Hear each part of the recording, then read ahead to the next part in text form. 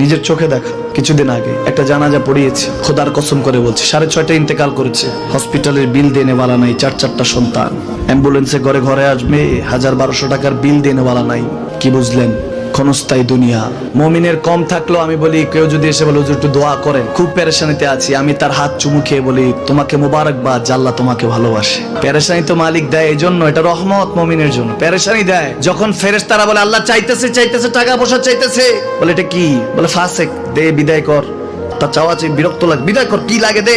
মুমিন যখন চাইতে থাকে আল্লাহ আমাকে কিছু লাগবে, যখন একটু করে চায় আমার মাটাকে সুস্থ করে দাও, বাবাটাকে আল্লাহ আমার স্ত্রীকে আমার আমাকে একটু তৌফিক দাও, চাইতে থাকে মুমিন। আল্লাহ বলে যখন ফেরেশতারা দেখে মুমিন চাচ্ছে, দেরি করতে পারে না, তাড়াতাড়ি খাজানা নিয়ে দিতে নেবে, আল্লাহ বলে রাখোস না, এত তাড়াহুড়া কিসে?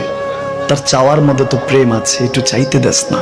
থাকুক না মুমিন আর একটু পেরেশান, থাকুক না, থাকতে দেস না, একটু থাক, একটু থাক। পেরেশানিতে রেখে আল্লাহ মজা নেয়, মহব্বত নেয়, মুমিনের অন্তর থেকে খুশবু নেয়। আল্লাহর বড় মায়া, মুমিন যখন চায় আল্লাহ তখন মায়ার নজর নিয়ে তাকায়, হায় হায় আমার বান্দা।